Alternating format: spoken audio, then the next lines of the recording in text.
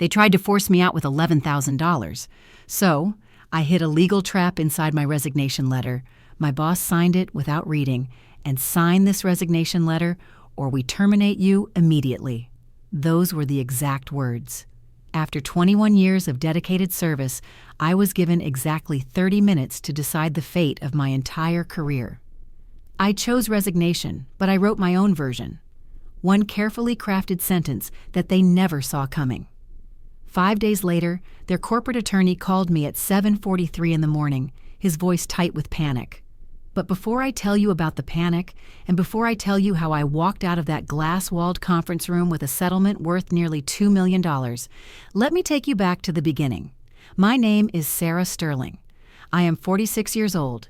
For over 2 decades, I served as the Senior Director of Global Operations at CoreLogic Solutions, a software development company based here in rainy Seattle, Washington. I started back in July of 2004 as a junior analyst, fresh out of graduate school, living in a studio apartment that cost more than half of my monthly income. By October of 2025, I was no longer just an employee. I was the living archive of institutional knowledge that kept the entire company functioning. When board members wanted explanations for why certain legacy processes existed, they came to me. My email archive stretched back 21 years. I understood contract negotiations that happened before half of the current management team had even graduated from college. I was indispensable. Until suddenly, I wasn't. The problems began in February 2025, when CoreLogic Solutions was acquired by Apex Global Partners. Apex was a massive conglomerate valued at over $11 billion. They specialized in purchasing medium-sized technology companies and systematically eliminating expensive, experienced employees. Their strategy was simple: replace veterans like me with recent graduates who accepted far lower compensation and never questioned authority. I knew exactly what was coming. The acquisition playbook never varied. The new management team arrived on February 22nd. Leading the pack was our new Chief Executive Officer, Preston Brooks. He was 35 years old, held a Master of Business Administration from Yale, and had previously run a startup that burned through $40 million before collapsing. He possessed zero practical experience in enterprise software operations. Next was the Chief Financial Officer, Carter Vance. At 33, he was brilliant with financial modeling and spreadsheets, but completely ignorant about how actual businesses operated on a daily basis. And finally, there was Hunter Reed, the new Chief Operating Officer, who believed he understood software companies because he had once managed one for 8 months before it failed. They scheduled a mandatory company-wide meeting for March 3rd. Preston Brooks stood in our main conference room, a space I had personally designed when we relocated the headquarters years ago, and delivered the standard corporate speech. "We are incredibly excited about this partnership," Preston announced with rehearsed enthusiasm. "Nothing fundamental is going to change. We deeply value your contributions. Your positions are completely secure." It was a lie. I had heard this identical speech before from other companies. When executives promise that nothing will change, it usually means everything is about to change dramatically. That very evening, sitting at my dining room table with a glass of red wine, I began updating my resume. But I also started doing something else. I thought about my father, Frank. He had spent 32 years as a construction foreman fighting for workers' rights. Now he was lying in a care facility on the outskirts of Seattle, battling advanced dementia, depending on my insurance to cover his medical bills. I remembered what he taught me: document everything. So I did. I started documenting every email exchange, every process document, every contract clause, and every vendor agreement. I backed up every file to 3 separate encrypted external hard drives that I kept at home. I knew that when they eventually terminated me, they would lock me out of the computer systems immediately, leaving me with zero proof of my accomplishments. The termination started in March, exactly 4 weeks after the acquisition closed. On March 24th, they fired 15 people. All of them were over 42 years old. All of them were earning significant salaries. All of them had decades of experience. The Human Resources Department called it organizational realignment. I called it what it really was: systematic age discrimination. In April, they began targeting me specifically. It started with small things. Suddenly, my calendar invitation for the quarterly strategic planning session, a meeting I had facilitated for 9 consecutive years, was canceled. When I asked Preston Brooks directly about this, he responded with casual dismissiveness. "Oh, Sarah, we are just bringing fresh perspectives to that process. We appreciate your past contributions, though." Then on April 29th, they reassigned 4 of my primary responsibilities to a 27-year-old manager named Jaden.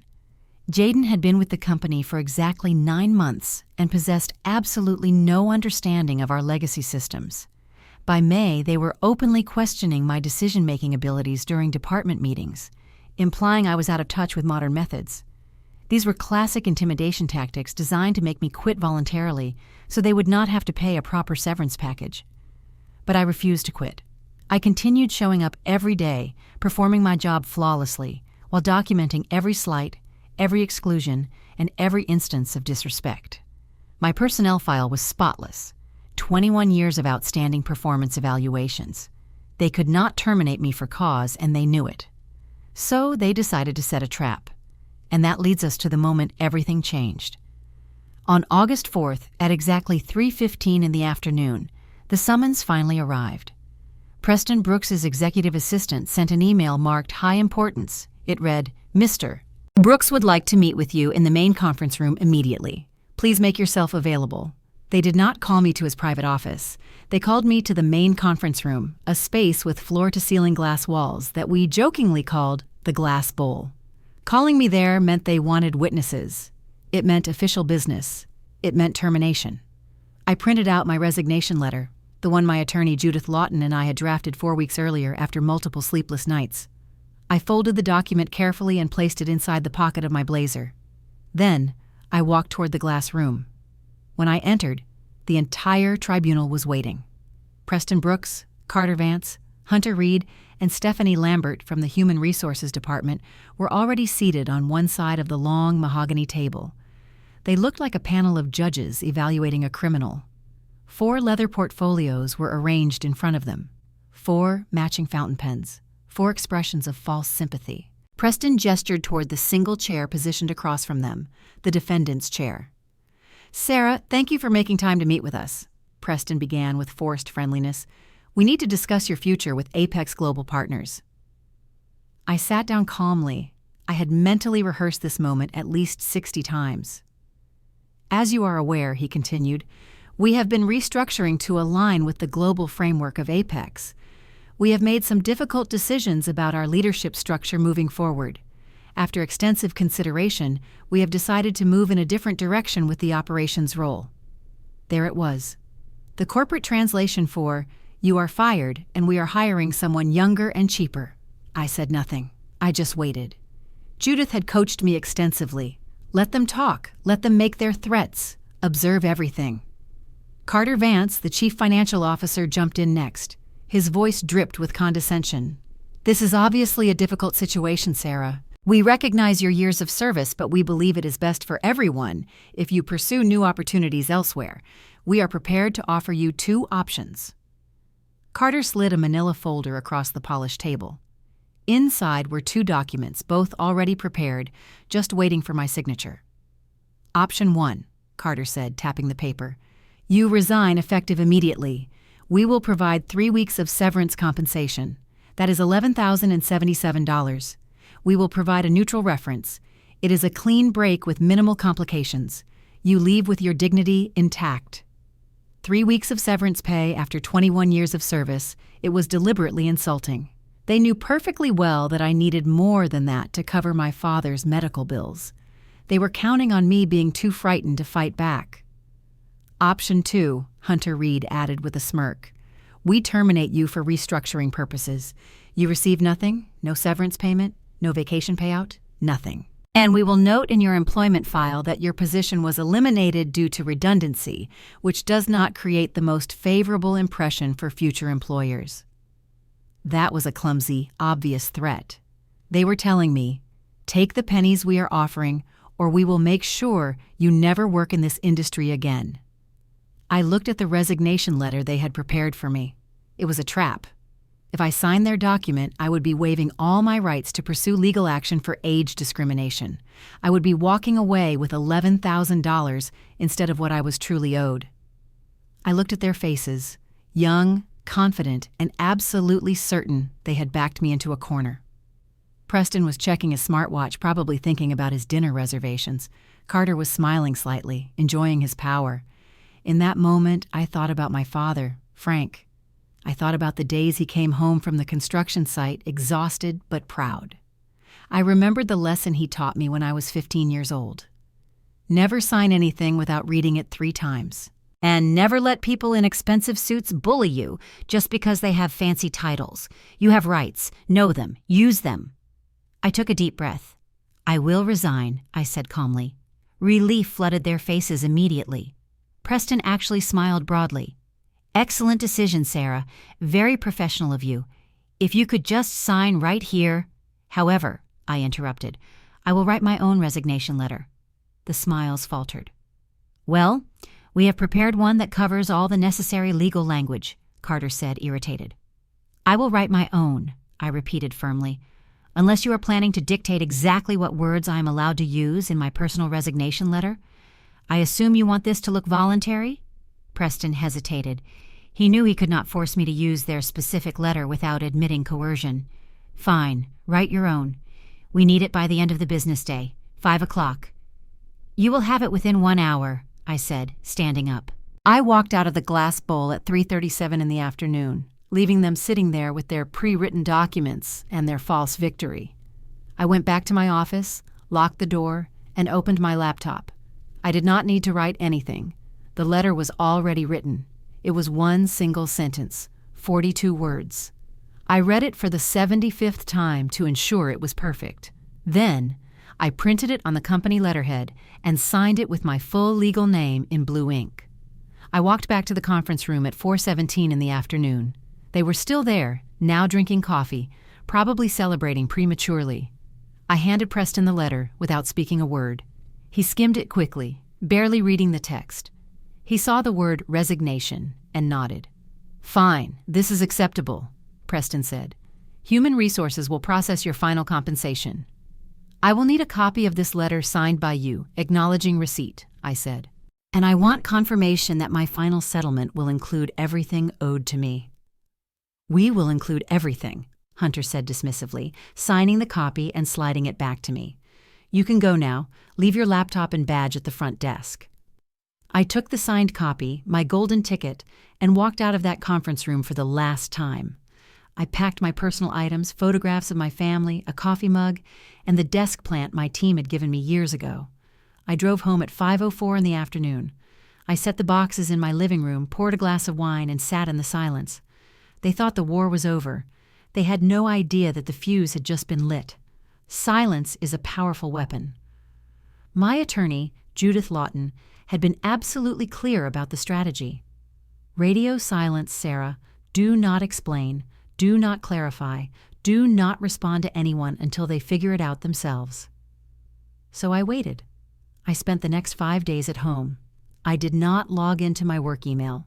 I did not answer the frantic text messages from my former team members asking why my office was empty. I spent my days at the Pinewood Care Facility with my father, watching the rain streak against the window, knowing that a storm was brewing on the other side of town. They figured it out exactly 5 days later. It was Tuesday, August 9th, at 7:43 in the morning. My phone rang. The caller identification showed an unknown number with a local area code. I answered on the 4th ring, keeping my voice steady and pleasant. Sarah Sterling speaking. Miss Sterling, a male voice said. It was tight, strained, and lacked the usual corporate polish. This is Miles Montgomery, the General Counsel for Apex Global Partners. I need to discuss your resignation letter with you immediately. Are you available to talk? I set down my coffee mug and smiled. The fuse had reached the dynamite. Of course, Mr. Montgomery, I replied. How can I help you? There is some confusion regarding the language you used in your resignation letter, Miles said, choosing his words carefully. Specifically the phrase, effective upon receipt of complete settlement of all compensation, benefits, stock options, and other amounts owed under my employment agreement and applicable law. Can you clarify what you meant by that? I opened my laptop to the detailed spreadsheet I had prepared, 63 tabs, color-coded, with supporting documentation for every single line item. "Certainly, Mr. Montgomery. It is quite straightforward," I said. "My resignation becomes effective only when I receive complete settlement of all amounts owed to me under my employment agreement and applicable state laws. Until that settlement is received in full, my resignation has not taken effect." I paused for effect. "That means, Mr. Montgomery, that I remain an active employee of CoreLogic Solutions, with all the rights, benefits, and protections thereof." There was a long silence on the other end of the line. I could hear papers rustling and someone whispering urgently in the background. "I am sorry," Miles finally said, his voice noticeably higher. "Can you repeat that?" "My resignation is conditional," I explained, as if speaking to a slow student. "It is effective upon, meaning contingent upon, receipt of complete settlement. That is basic contract law. An event is effective upon another event only when the first event occurs after the second event is completed.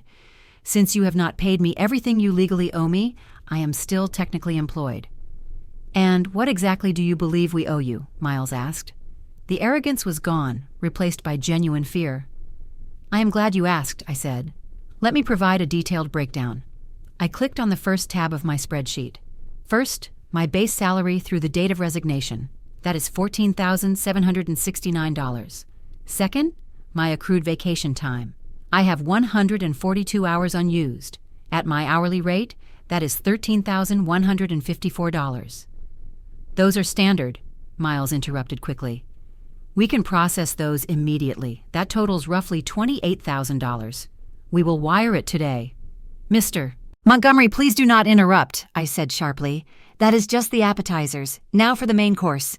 I could hear his breathing hitch. "Fourth," I continued, "my annual performance bonus for the fiscal year 2025, Section 6.2 of my employment agreement, signed March 7, 2018, guarantees an annual performance bonus of 80% of my base salary for meeting operational targets. I did not just meet those targets, I exceeded them by 14%. That bonus is payable upon termination of employment for any reason. That is $153,600. I heard a pen drop on his desk, or perhaps it was his jaw. "Hold on," he stammered. "We need to review that contract." "There is no need to review," I said. "I have the signed copy right here, but we are not finished. Item number 5, stock options." This was the kill shot. The one detail their due diligence team had missed because they were too busy firing people to read the fine print. "I have 52,000 stock options granted in my 2020 compensation package," I said, enunciating every syllable. "Those options vest immediately upon a change of control. Apex's acquisition of CoreLogic triggered the change of control provision. At the current market value of $22 per share, those options are worth $1,153,360. The silence on the line was now absolute. It was the sound of a lawyer realizing his clients had just handed a terminated employee a winning lottery ticket. "You are saying we owe you over $1.3 million, Miles whispered. "Actually, Mr. Montgomery," I corrected him, "you owe me $1,690,670.41, plus interest accruing at the statutory rate of 8% annually." "This is absurd," he snapped, trying to regain control. "We will sue you." "Actually, you should," I encouraged him. "Please take it to court. Because while you are considering litigation, you should know that since my resignation has not become effective yet, I am still technically employed, which means I am still accruing salary at my daily rate of $738. I am still covered by the company health insurance, which is currently paying for my father's medical treatments. I am still entitled to my office, my email access, and my parking space." "You tricked us," he accused. "I wrote a legally valid resignation letter," I replied. "Your chief executive officer, your chief financial officer, and your human resources director accepted it without reading it carefully. That is your mistake, not mine." "We are not paying you a single penny of those stock options," Miles threatened. "Then do not pay me," I said pleasantly. "Keep me employed. Continue my salary. Let the interest accumulate. And while we wait for the court date, I will release the documentation I have collected regarding the systematic age discrimination occurring at CoreLogic. I have recordings, Mr. Montgomery. I have emails. Discovery will be fascinating, I heard him gasp. He knew exactly what that meant. A public lawsuit would destroy Apex's stock price far more than a $2 million settlement would. I will call you back, he said abruptly, and hung up. I poured myself another cup of coffee. The storm had officially made landfall. 3 hours and 42 minutes after I hung up with the corporate attorney, my phone rang again. This time, the caller identification displayed a name I knew all too well, Carter Vance. The chief financial officer was absolutely not calm. "What the hell did you do?" he screamed before I could even say hello. I took a sip of my tea, savoring the moment. "Good morning to you too, Carter. I assume you have spoken with the legal department?" "You tricked us!" he shouted. "You deliberately wrote that resignation letter to entrap us. You stood in that conference room, looked us in the eye, and lied." "I did not lie, Carter," I replied, my voice ice cold. "I wrote a legally valid resignation letter. You, Preston, and the head of human resources accepted it without reading it carefully. You had 4 people in that room, 4 highly paid executives, and apparently not a single one of you noticed that I had made my resignation conditional. We are not paying you," he sputtered. "The board of directors is furious. Preston is getting calls from the headquarters in New York. They want to know why we are suddenly liable for $1.6 million to a terminated employee." "I have not been terminated, Carter," I corrected him. "That is precisely the point. I am still employed because my resignation has not become effective yet." "We will fight this," he threatened. "We will drag this out for years. We will drain your savings with legal fees until you beg us to take that settlement." "You could do that," I agreed. "But while you are considering litigation, you should know that I have already filed a preliminary charge with the Equal Employment Opportunity Commission for age discrimination." Silence. The breathing on the other end stopped. "I have documentation, Carter," I continued. "I have records of 23 employees over the age of 40 being terminated and replaced with younger workers earning significantly less money. But more importantly, I have recordings." "Recordings?" His voice cracked. "Washington is a one-party consent state for audio recordings, Carter. I have a recording of the strategic planning meeting on May 15th. Do you remember that meeting? It was the one where you explicitly discussed, and I quote, getting rid of the expensive dinosaurs to improve our cost structure before the quarterly review." I let that sink in. "If we go to court, that recording becomes public record. Discovery will be fascinating. Imagine what the shareholders will think when they hear the chief financial officer calling the staff dinosaurs and relics. Imagine what that will do to the stock price." He hung up on me. He did not say goodbye. He just severed the connection.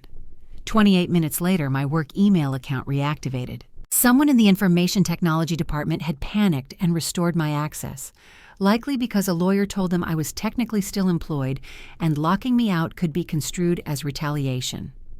I logged in immediately. It was a gold mine.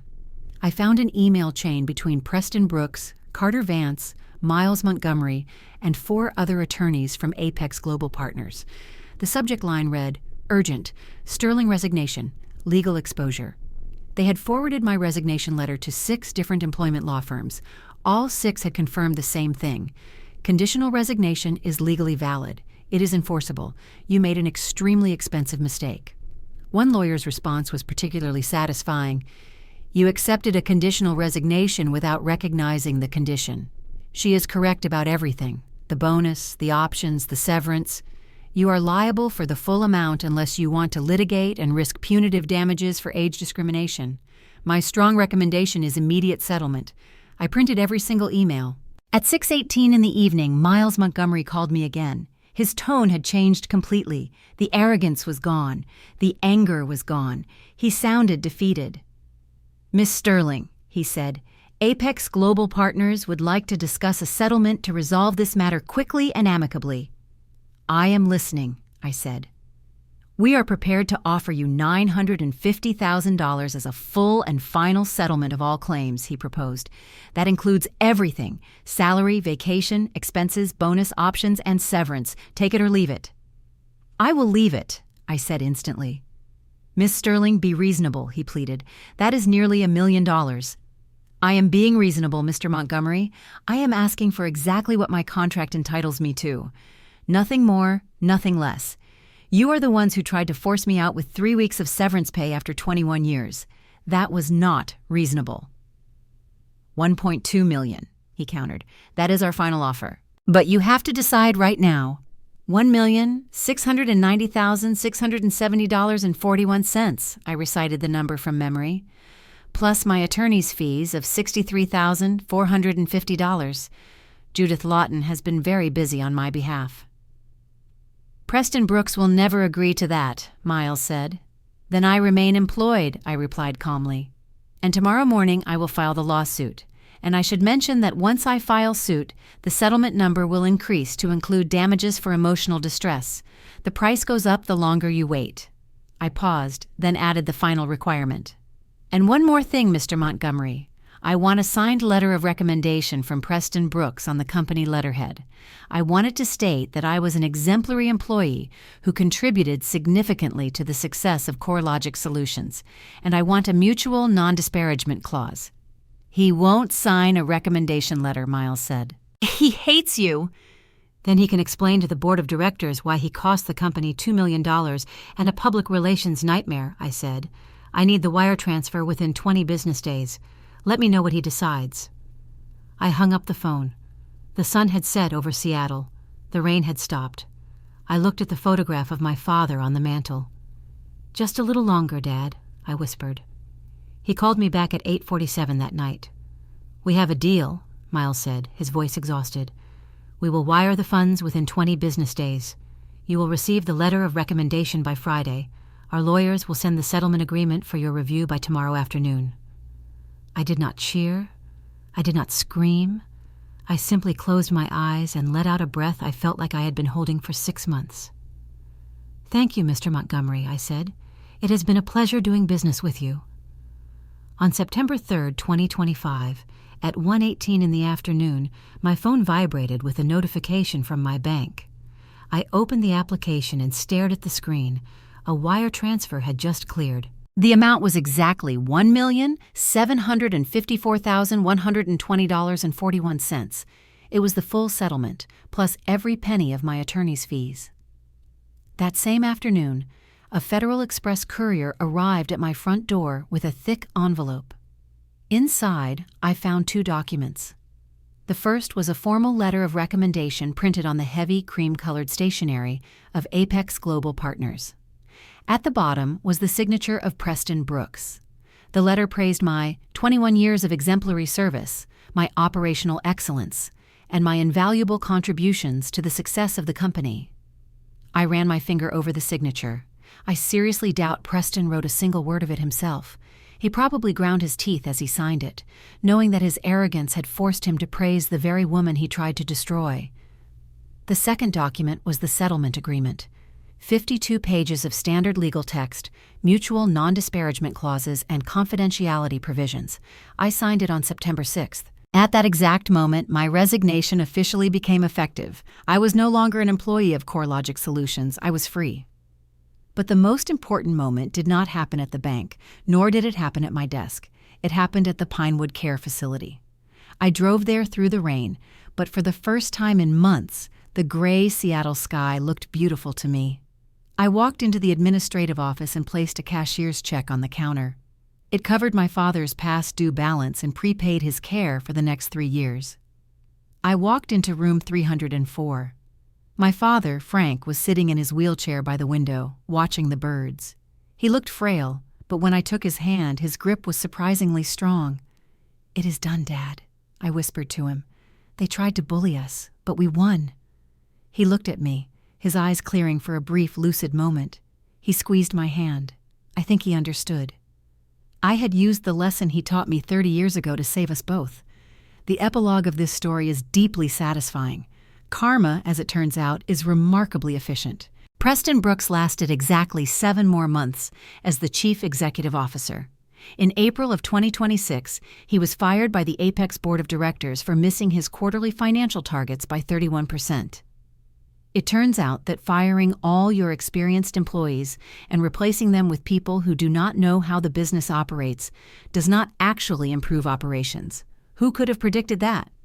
Carter Vance, the arrogant chief financial officer, quit in March of 2026. In his resignation letter, he cited irreconcilable differences with corporate leadership. The irony was not lost on me. As for CoreLogic Solutions, the company is still hemorrhaging clients because nobody left in the building remembers how to maintain the legacy systems or who the critical vendor contacts are. And as for me, I am semi-retired at the age of 46. I do occasional consulting work for medium-sized companies, helping them with operational optimization. But my true specialty has become something different. I call it career defense planning. I help experienced employees document their work. I help them understand the fine print in their contracts. I teach them how to protect themselves when management tries to force them out.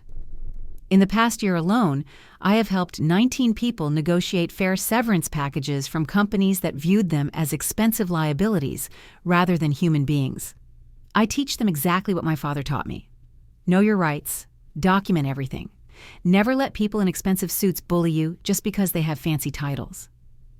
The lesson here is not about being vindictive or greedy. It is about understanding your own value. When you build systems, relationships, and institutional knowledge for 2 decades, you have value that cannot be easily replaced. And when a company tries to discard that value for pennies on the dollar, you have every right to demand what you are legally owed. Never sign anything without reading it 3 times. Never assume corporate executives are smarter than you. Often, they are just more confident and better dressed. And always know exactly what your employment contract says. Not what you think it says, but what it actually says. Sometimes the best revenge isn't getting even. It is getting exactly what you are owed.